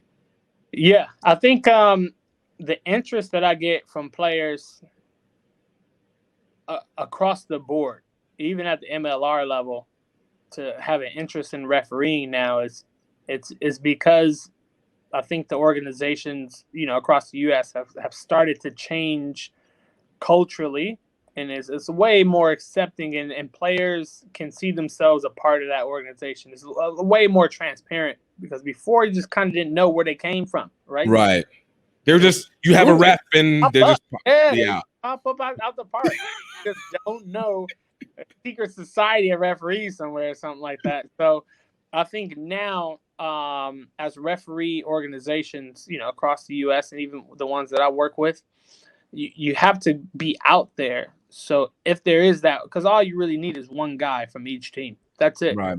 It ain't rocket science, right? Like if everyone has one guy from the team, then that means that we are at 50% over what we need. Right. Two teams have to play each other, so we only need one ref. Well, they need the one ref to do it. I mean, it might be a little biased towards his own team, but still, hey, look, we still got it. So the biggest thing from that, and what I learned, that's why I told you I still go to train, it's because I kind of missed the team aspect. Yeah. It's pretty lonely. Like, you know, you driving to the park by yourself or going by yourself, and you know, I'm a cool dude, but I like being by myself as well. You know, I like taking road trips and this and that and flights by myself. You know, I don't tell my wife, but I do. You know, I like to play it. I promise she'll never hear this. She'll not get a specific clip. No. But I think teams, because we were a little bit more visible at training, a little bit more visible with development sessions and online materials, that players start to see that, like, oh, it is a bit of an avenue there. You know what? Like, I want to be around my friends. So can I do both of them? And I'm always like, absolutely, man. You can ref the B side and play on the A side. Like, there's mad options. In fact, you may get paid. Beers may be on you. We don't know. Like, you get paid, you pay out, but you know what? You're gonna get a good time. You're gonna have a good time. And so to me, it's all about those referee organizations really looking deep in how they've been recruiting. Right. How they've been establishing those relationships and their visibility, and seeing, like, you know what, like maybe we should get together and go to a couple trainings, you know, just identify one training here, one training there, and go at a team meeting here. But you have to have a presence so people know that your organization exists. Right. And when you know that you exist, then, you know, kind of get that carrot in front of there and recruit that one player who's threw out his shoulder. Or I don't like to go on the bottom of the barrel. I like to recruit the best players, you know. Right. I like to recruit the people who's the smartest, who have the best relationship skills, who every team wants them to referee. And like those are the guys that I specifically go out and target. I'm all like, you will make a great referee. Right. I'm believing in you before you believed in yourself. You know, like I think you will be that guy. And Gift, actually, I think you would make a good referee. I mean, I appreciate that. You can have some bias and everything, but look, got your favorites and Nola and everything else. So hey, look, there's never going to be that type of bias. The only big worry is, and I think some people at Pitcher Tent would probably think is, if you forget that halftime is not the end of the game and you just walk off and you just everybody's like, "What happened to you?" And you're just like, "I don't even know what you're talking about." I don't know. Hey, look, we all walked off, right? I don't know what this whistle is. No. Oh, yeah. So I think that the efforts across the board has been a lot more better. I mean, a lot more better. I can't even speak. A lot better, but it's also up to the organizations to really look at the individuals they are recruiting, and then making sure they have good relationships with those, rookie referees, and it's meaningful, and let them know that unlike playing, like refereeing, it's almost like a college degree. You're going to take 4 years to be really settled into it. Apply for a job. I got a degree I can apply for. I'm going to still come in at the low level.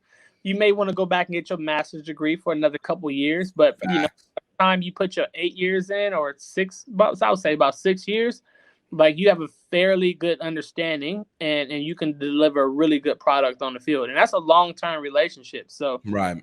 Like with me and the referees I work with, like I've known them for a number of years, and I know a lot about them, and we joke and we laugh and we do all the other things that everyone else do, as friends, because I've invested in the person, and not I need a referee. This is not it's not a checkbox. Like I'm not doing quantity work. Quality. Yeah, this is quality. So yeah, you may be short a game. It doesn't bother me. But the referees that we do recruit, I want them to stay, so we surplus a game. I mean, referees down the line that the guy's not going to quit in the year, or halftime as you would. Now, I'm gonna need you around a couple of years. Now I can't have you just walking off at halftime. Not gonna work. So work with me. Come on now, you just be better. But no, it's real. Like I have a friend of mine who Alan Alonji, who is a ref out here in the South, and I remember him as a player, good player, played at a high level at LSU. Honestly, I would have imagined him playing anywhere else, and he became a ref, and now he's at I think national level player, working his way up towards world rugby level, but he's definitely a national panel player. Referee. National panel referee, and but that effort that he put in, and you literally were sitting here watching him over the years, college games, high school games, D1 championships, just traveling and taking it in, and it does feel like it's a PhD kind of process. Like you have to really invest yourself into it, like allow yourself to be embraced, and even the rules kind of, from what I understand, kind of restrict you from play after a certain level, correct? No. Wait, okay. So I had heard like you can't, if you become like a national panel board ref, that you're seceding yourself from playing, I guess, as a league player. Let me tell you, as a person who books flights and do some scheduling of ref games. I know Alan. I'm in charge of COVID testing for MLR, so get COVID tests every week. Mr. Everything MLR refereeing. Like the investment is what you have to look at. So when you're a referee, we already spoke about it. Like with a player, I can get another prop on the field. You can't get another referee on the field at that level. So Alan, like you said, he's put in 6, 7, 8 years of work, right? Right. And in that 6, 7, 8 years, we go ahead and assign them some matches, get them some good games, book some flights on the line. And we all know that when you play rugby, there's a sometimes you get injured, right? So when I got my money on the line, and my flight's non-refundable because I'm cheap, Facts. and I find out that you are over here playing rugby for some D3 game in the park, trying to look like your high school days again, kind of shows to the person who's making those assignments and putting their money on the line to get you there and that time for development where your priorities are. And so at the highest level, you talk about national championships, like, you know, those coaches have all paid into referee development. Those programs pay all into referee development, and they want their referee prepared at the end of the season. Right. That coach is probably not too happy to hear that referee was trying to sidestep somebody and broke his ACL. So now they got to have Gift rock up to do a championship game because that's all they got at the stadium right now, right? So it's not that you cannot play. You can play. Right.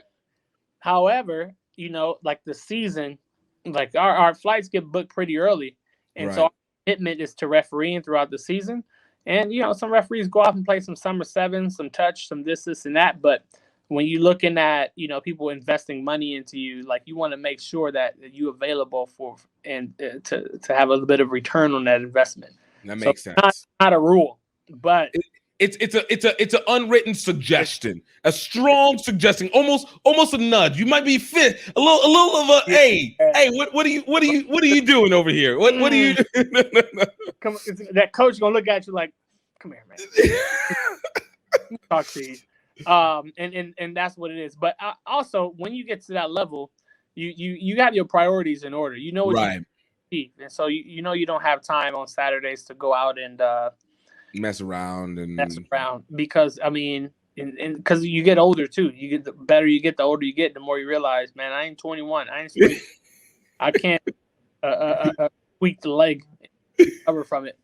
That ain't happening immediately like it would if I was 21. So even with me, man, I'm very careful with my nutrition and because the camera already add 15 pounds to you. So remember, you got to bring the flash. All right. I can't afford to look like anything other than vegetables. Like I can't. And then, you know, even my running and recovery, rest, all that stuff plays an important part. And the last on my list is trying to like scrum against a guy who's like mortgage payments. It destroyed me because I read brother 2 weeks ago. You know, like I'm not giving them opportunity. I'm not giving them free shots at me. It's not. No, you know what's funny? You sound like Haley out of Florida. I don't know if she's still in Florida anymore. The referee or Katie Hunziger. Whenever it's speaking on referee preparation and health and coding, like you guys, you would think, making sure just in case you get hit by that random rugby player on the field, like your body's prepped for it. But do you guys like now have a heavier focus into that health and wellness? Man, like I tell you, look, the older I get, the younger these referees get. So, look, I ain't the most beautiful man on earth. You know, the camera don't. Some people look a lot better on camera than me. These selectors. With the reason why they're picking me over these young guys, bro, it's a competition. So Haley's not. I don't know how old. I'm not going to even go there. No. So from my perspective, you have to compete, and you have to look at everything that you do as a competition because there's only one final. And especially like MLR level, man, there's not a lot of opportunity to officiate in that competition. Like we're lucky enough to be ARs and tech zone and kind of work in it. But there's only like 3 refs per day that are going to be happening. There's only how many games they got a weekend? Maybe like 5 or 6. Right. So 6 guys in the country, and now you talk about the world because they have international referees coming in too. So we are not competing with just the guy across the street. Like our knowledge-wise, performance-wise, and I think our edge as referees in the U.S. over anyone else in the world is the fact that we have the ability to establish relationships with these teams and coaches and players. So if we are smart as a whole, Alan, if you're listening, if you're smart, spend as much time as you can with Nola. Get down there, do push-ups with him, pass with him, learn as much as you can. Because when you are called up, if you called up at any point in time, you may look a little bit better. Expect you a little bit more. They may not go off on you when you yellow card them or something, but all of that takes into account when you building those relationships. So from my perspective, like, we talk about it, but from our end, we competing too, and we not, at the MLR at the professional level, you competing with the world. There's not like a guy across the street just doing you a favor saying, go ahead, hop on Fox Network right now and just go give it a good old try. That don't work. Like, that don't work. That's why I had to get my hair done for the first game of the week last week, man. I had to braid it up. Look, they say, a star's got to shine. I got you. Once you put the explanation, you're like, okay, I feel you. You try. It's like this is bigger than just the one game. You're trying to set yourself up for the rest of these things out. Everyone listening, the context. Give asked me like, oh man, you had the braids last week in the guild match. Like, yeah, sure did. I had the 2 braids because I wanted to give everyone that look. And now this week I'm gonna got the natural look. So, which I'm a big fan of. I prefer the natural fro. Let that baby fly. Yeah, but I don't. If the selectors say they like the braids, then that's gonna be my. You gotta go with the braids. That is true story. True story. But you gotta give the man what they want. You know what I'm saying? You gotta say, if they like the gold tee, no gold, whatever I can get that competitive edge, man. I'm giving it to you. I don't know if I can. I'm not gonna cut it off. No. Calm down. Maybe put a bald cap if you need to go to that extent. No, but I think from our end, especially in everything we do, like everything rugby is if you look at it as a competition and you do everything you can to beat out your competition, like we're gonna be in a really good place in the US. And I mean, I tell you that from the podcasting thing, from my perspective, it's a small refereeing world that I happen to spend my time with. Build those relationships and be better than the competition. Like that's the key to success. So. No, I love that. I got one more. As we wrap this down, and I didn't have questions yet. You got. Look, man. Look. This is what we do. Do a favor, man. I didn't even get in. I didn't even talk about your Brazil trip.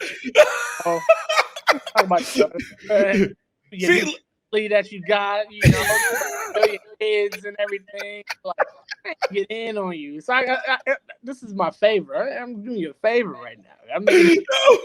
Look, you setting it up for the next podcast. You see how you doing the teaser. You're like, this is how I get my return. It's like, all right, I got it. On that one, okay? A little interception. Just a little interception. Next time we're gonna talk about me. It's all about me. You bringing it back. You bringing it back over here. Okay, I got you. I know it's gonna be episode 148, but when I do come back on, I look. Season 3, episode 1. Get it in that. It counts as a 1, right? It still counts as a 1. Exactly. That does count as a 1. If I'm on the premiere season, that'd be dope. Look, I mean. You're killing me over here. Well, I guess the last one, as I take this favor into its fullest form, as you continue on this mission, you continue developing as a ref at this level, and you continue to try and bring people up, especially when it comes to Black and brown kids. What is it that you feel is maybe the key? And it might be multiple things, because obviously culture is really placates into all this. But for you, what do you feel is the one thing that needs to be focused on within the rugby world, particularly within the USA, to be able to tap into this market where you can start to see more opportunities so that they can be able to have the same or similar journey that you've had through this rugby adventure? I think it's a hard question, because I mean, I've worked and taught in South Africa for about 5 years now. Mm-hmm. And it's the same issue I find with teaching. Theoretically, we all want everyone to learn and to go to college and everything else like that. but there's a sheer deficit and people wanting to do the work to get to do it. Right. Like if you a brand new teacher, I'll tell you right now, if you can teach in Beverly Hills or teaching where I was teaching, you gonna say, go and give me that Beverly Hills like go and get your couch in the, because we don't have a teacher's lobby. There's no mailboxes, man. Come and doing work. And so when we talk about black and brown, I'm taking this as black and brown kids in the hood, right? Yeah. Like ones who have no exposure to rugby, where there's no rugby fields, there's nothing there. It's going to take people who have to sit and say, you know what, for the next 3 years, I want to start this program, and I want to do it in a sustainable way. Like I don't want to be the program, and I think there's a lot of people who does a lot of good work in the community that is the program, and if they left, that program will be gone. Mm-hmm. So from my perspective, you have to develop a system and a structure in place that will allow rugby to thrive in those areas. And that may be teaching people how to set up tournaments, to fund their programs, making sure that all of these kids who are graduating college go into coaching so they can start coaching in their respective places that they come from, and giving them the tools and relationships and mentoring to make sure they're successful. And then also providing them opportunities to play. And I think we focus in on the top end, and the top end will take care of the kids. Like, Right. Absolutely. Your program is good, the kids will come and they will stay more. Right. And so from my perspective, it's just that. And as a referee, I look at it as, you know what, like what is my role in it and how I can impact. And I'm like, you know what, refereeing is for everybody. You're going to need a referee no matter where you go. But Right. then also, you know, when I was in high school, luckily I was a lifeguard because I wasn't getting a job at McDonald's or anywhere else. Like it was those jobs were going to adults. Like Right. I got some kids. Like he worked. It's not like I got off class and I need to go to get a job. Like some jobs are hard to come by. So with refereeing, some of these kids at tournaments, at least in Southern California, you can leave with $300 cash in your hand on a Saturday morning. And then you doing that on a weekly basis. So the refereeing, to me, it can provide those communities with a sustainable way to play rugby, you know, where they're getting taught a skill set, a certification. Right. So if you decide to play, they can play. If they do decide that they need $100 to cover rent, they can go out $100 to cover rent. If they do want to take up coaching long term, they have a place to coach and players where they come from. But also someone has to be there to make sure those relationships are well taken care of and growing. So for me, you know, for everyone who says, hey, you know, I wish we need to do this, it's like, yeah, go ahead, put the money where the mouth is and go and do it. But you can't be the program in these areas. Like, and that's the hard part, because you one relationship away. You know, your missus may say, rugby is done. You like, oh man. And then about the kids, what about the program? Right. Go down the drain. So always finding a replacement, always having a mentee that you're mentoring, always having someone, you know, that's going to take your place, and having that really growth mindset and being open to new challenges and doing what you're doing. You know, this is very important. So if I was considering rugby and I listen to podcasts, I'm like, Giff, let me go listen to him. I can see myself doing that. Like. I see what he's doing. Yo, I can do this so much more. When I started playing rugby, I had to order off eBay, like Wales, history of Wales and something. Oh yeah. Rugby to like what is this coach talking about? Like I couldn't even see. It wasn't even YouTube back in the day. Like that's how it was. So now, like the world is so. The opportunities are there, but the relationship is not, and that's the key to me. Opportunities, plenty. Relationships to make those opportunities and doors unlock, few. So where we can really help those kids, those black and brown kids, is It's making sure someone's there to unlock the door for them to go through. So, shit, that sounded good. You might have to write that one down. I know. Look. It's almost like we were recording. You know, maybe we recording it. Got a place. That little sizzle reel. I think we got. I was about to say. I think this is a sample right here. I think this is a clip that I get to use right here. Get that music playing over it, right? I actually might end up using this as a sample. People are gonna be listening. They're like, "Oh my god, they already predicted this already." Because we don't edit. You don't edit over here. Like too much work. I just came here to talk. Like, what are we doing all this extra stuff here? Yeah, but that we got the BIPOC rugby play. So it's all about building communities, safe space, all of the stuff that everyone's been talking about. But then also making sure that these people can have a career in rugby, because it's all about sustainability. You know, that's the key. That's industry. Like, you know, you can be a podcaster, a professional podcaster. You can be a professional referee, a professional coach.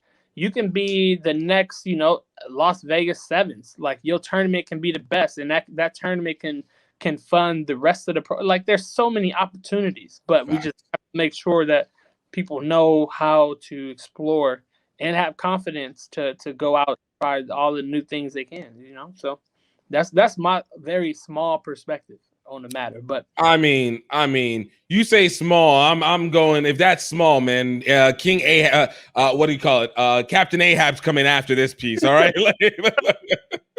No, it is. But we all have a small role to play in this. You know, we put it together. You know, we kind of unite the forces and put it all underneath the umbrella. Everyone's, you know, within our circles is doing some really good things. And we had a couple of chats over the past months about projects and things we want to do. So as soon as we able to really work together and combine our efforts in a very professional way, just like you're doing with the shout out to the HSBU, I can't even say it. I'm HBCU. Now I'm butchering the thing, man. Look, the HBCU Classic, April 30th to May 1st. Is that right? May 1st and 2nd, but you showing up on the 30th. No, 30th is just when people are coming in, man. This is just like people are just trying to like. Hey, look at that, man. Look, you're gonna have to show up the day after everyone's already partied and got to know each other and all this. No, this starts the 30th, man. Our relationships. It's not about the product. The most important day to this is that day that they come in, building those relationships. See, like, exactly what I'm talking about, man. True story. But look, for what it's worth, you know, you might not have that relationship on the Saturday, but you're gonna get it on that social, and then Sunday, yo, you cool. This is how you. Got you. All right. I got you. You embedded it in. But it's very important. So keep it very organic, you know. From the National Development Summits that USA put on, and it's been areas. I love going to them, but I also felt like a fish out of water because I do not know how to small talk.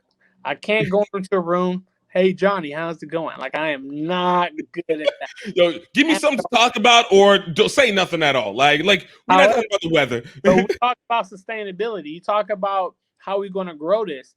That's a skill set that our community needs. Like, we need to be professionally in a room, learning how to small talk, learning how to connect, learning how to establish relationships. And if the only time we establishing relationships and building is over a beer at the end of the match, that's not going to grow what we need to grow. So, but you know what the interesting part on that is, and it'll always go to the concept of small talk.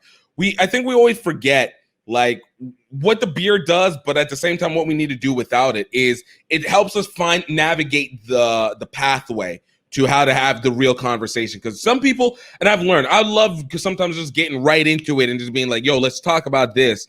But yo, some people, you got to make sure you have that warm up, you know. And I'm all for the drink. The drink is fun. Look, there's nothing wrong with the drink. I'm just talking about the environment. Right.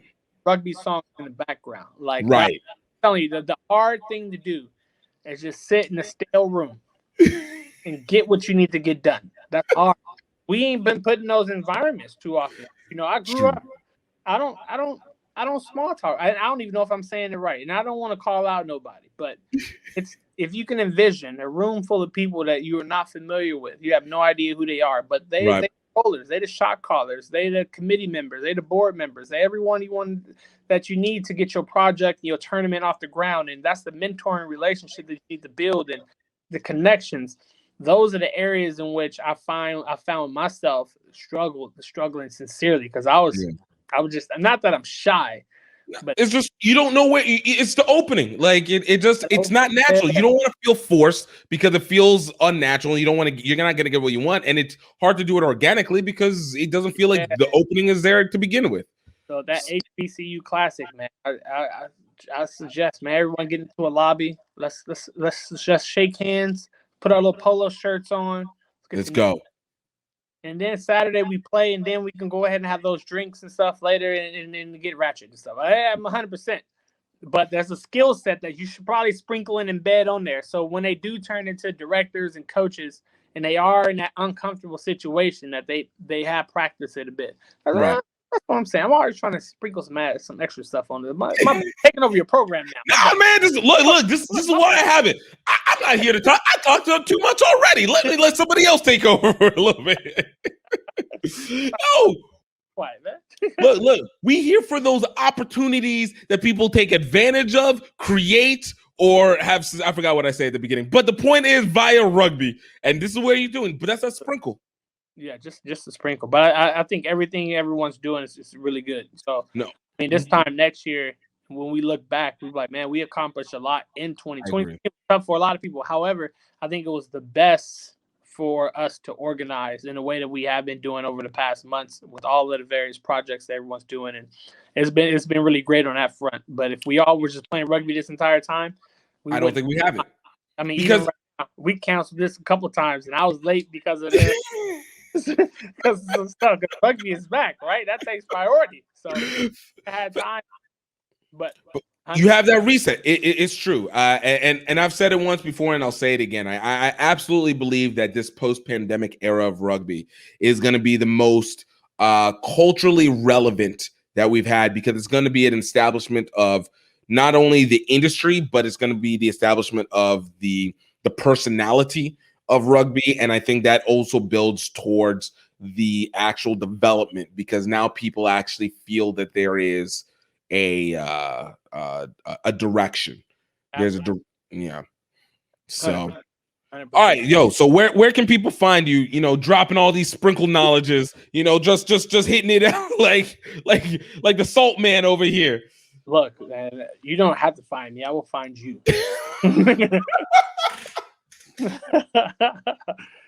Yo, all right. Mr. Men in Black. All right. Use that Instagram. Use the Facebook, Instagram. I'm old school. I still use Facebook. I'll call you up on Facebook. Like if I got friend you, I'll call you from Messenger. Hey, look. You know what? Facebook is still the preeminent social media platform, and until somebody comes and beats it by its billion, it still counts, regardless of what generation it is. Instagram, so you can't even say that. I'm like, well, it's the same thing. So, yeah, Marquise Goodwin. I think my name is Keith the Great on Instagram. I don't so do humble. There was part of that I just don't get it. You know, I could not wrap myself around Twitter. I don't get it. But yeah, those two platforms I probably use the most. Reach out to me. Any questions, concerns with refereeing. I'm involved in many competitions across the U.S. many capacities and roles. And if I can help you out 100%, I would. So, man, have me on, man. It's really a blessing. Really appreciate it. I feel like I'm a part of an esteemed group of people. Man, well, you look, you are, and that was even before the podcast before I ever was able to invite you on. So, no, the mere fact you came through, and it does mean a lot. And like I said, I had enjoyed doing these, and you're gonna be on here again. Like we got more conversation now. Now we've established the origin. Now we can just go talk this in. Let's go critique some more games. Right? Yeah. We can definitely do all of that, but you on everybody else. But I see you making prediction shows. You doing that, man. You busy. You a hard man to get a hold of. I mean, look. We trying, all right. We trying to be visible. We try not to get lost in the ether. What's your record on time for one of these? How long do your podcast usually go? I don't even know anymore, man. Look, I think the longest one. I think this is coming up on the longest one. I think it might have been almost coming up to 2 hours. Always competing. Always. Always. Now I see where the diatribe. I was like, no. I'm trying to spread this. Exactly. That was the longest one, most engaging. Opportunity to end to be known. That's the attitude that I have. Hey, look, for what it's worth, you're competing with Cheddar Emba right now. All right, this is between you and Cheddar. Like this is healthy. This is good levels to be on. You see what I'm saying? You see how it all works? You see what I'm saying? If you have that mindset, man, it only gets everyone better. It don't even work. Next time you come on, you're gonna be like, well, I gotta do 2.5 hours. Okay. Hold on. I got a pen, man. Let's talk about this pen real quick. I can hold it. Believe me. I can do this. Absolutely. No, it's been great, man. Looking forward to listening to the rest of the shows and working with you sometime soon. Absolutely. Because, yes, we got a whole HBCU Rugby Classic. Point in time during the season, I'm going to try to weasel my way in on one of those games. May have to kick your homeboy Allen off one to get myself. But, all right, he's going to be all like, fuck, he just signed himself there, man.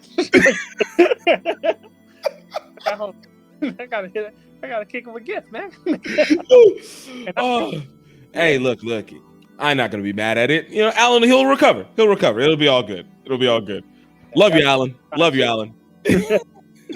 Marquise, man, thank you so much. You're on episode 48. See, I'm told you, we made it happen.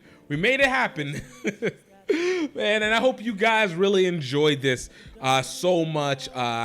Thank you guys. Please check out some of our other podcasts. Last week we had Erica Mori of the Italian Rugby Federation. We had Robert Perry, the head coach for Curaçao Rugby. We had Nicolette Pantor, captain for Trinidad and Tobago. We had Jess Nielsen, head coach for York University and Canada Rugby national team member. We've had so many people. We had Sarah Alice Saul, former USA Rugby national team manager. Ryan Ginty, out of Next Level Rugby, producer for the MLR games that you guys are seeing nowadays. Hishan Down, vice president for the Jamaica Rugby Union. Katie Sadlier, general manager for women's rugby at World Rugby.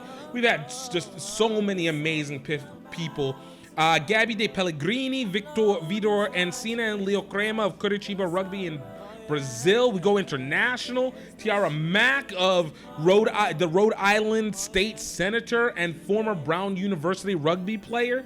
Koma Gandhi Fishpin, part of the board of directors for USA Rugby. Gordon Hanlon, the coach educator out of Dallas. Georgie Coda of Drop Kickers and formerly of Rugby and Beauty.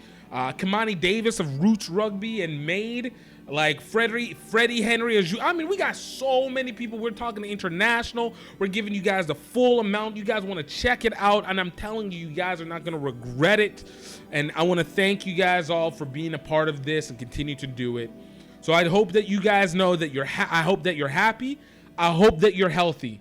And most importantly, and I hope you guys take this at heart, I hope you know that you are highly favored. Until next time, talk to you later. Cheers.